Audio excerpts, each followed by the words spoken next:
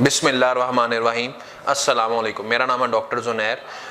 अक्सर पेशेंट हमें कॉल करके पूछते हैं कि कितनी देर हेयर ट्रांसप्लांट के कितनी देर बाद हम अपने मामूल के काम कर सकते हैं और बाइक वगैरह चला सकते हैं। तो ये वीडियो उनके लिए मैं स्पेशल बना रहा हूँ, ठीक है। 60 आवर्स के बाद जब आपकी पट्टी खुल जाती है, जो हमने हेयर ट्रांसप्लांट किया होता है, ये डोनर एरिया पे जहाँ से हमने आपके बाल लिए होते हैं, यहाँ हमने एक पट्टी की होती है। 60 आवर्स के बाद आपकी जब पट्टी खुल जाती है तो आपने क्या करना है, सबसे पहले तो आपने इस एरिया की सफाई करनी है। नॉर्मल सलाइन लेना है और एक गाज लेनी है। गाज को आपने नॉर्मल सलाइन के साथ गिला कर लेना है और इस एरिया की अच्छी तरह सफाई करनी।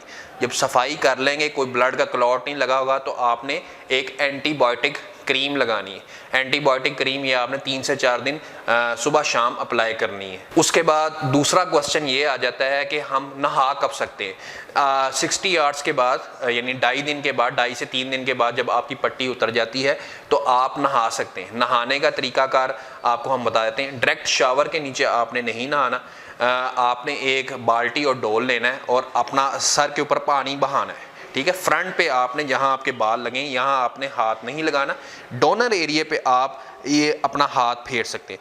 नीम गर्म पानी या सादा पानी के साथ आप नहा सकते हैं, ठीक है। आपने ये जब आपकी पट्टी उतर गई है, आपने कोई एंटीबायोटिक ऑइंटमेंट ये क्रीम लगा ली है, तो आपने पानी के साथ ही इस एरिया को साफ़ कर लेना। फिर किसी साफ़ कपड़े के साथ, ये गाज के साथ इस एरिया को खुश कर लेना और दोबारा आपने एंटीबायोटिक क्रीम अप्लाई कर लेनी। यानी आप तीसरे दिन आप नहा सकते हैं। डायरेक्ट शावर के नीचे ना नहाएं, यानी उसका प्रेशर ज़्यादा होता है। अभी आपके ग्राफ्ट्स, स्किन ने ग्राफ्ट्स मुकम्मल तौर पे अभी ग्रिप यानी पकड़े नहीं होते। डायरेक्ट शावर के नीचे आप नहाएंगे तो आपके ग्राफ्ट ज़ाया होने का चांस है। 3 दिन के बाद आप नहा सकते हैं और अपने मामूल के काम कर सकते हैं, जिसमें नमाज पढ़ना, डेली वर्किंग करना, हर चीज़ आप कर सकते हैं। चौथा सवाल आ जाता है कि हम अब बाइक हम कब चला सकते हैं। बाइक हम अवॉइड करवाते हैं, क्योंकि जब बाइक आप चलाएंगे तो आपके अभी पोर्स, आपका ज़ख्म पूरी तरह बंद नहीं हुआ, उसमें कोई डस्ट पार्टिकल्स पड़ेंगे, गंदगी पड़ेगी तो इन्फेक्शन का चांस होता है। तो हम पेशेंट को, अक्सर पेशेंट सवाल करते हैं कि अब 3 दिन गुजर गए हैं, हम क्या बाइक चला सकते हैं। तो हम पेशेंट को इन्फॉर्म्ड करते हैं कि 7 दिन के बाद आप बाइक चलाएं, ताकि आपका जो ज़ख्म है टोटली तौर पे हील हो जाए। फिर उसके बाद आप बाइक चला लें। अगर इससे पहले आप बाइक चलाएंगे तो स्वेलिंग का चांस है, ज़ख्म ख़राब होने का चांस है, क्योंकि आपका ज़ख्म पूरी तरह हील अभी नहीं हुआ होता।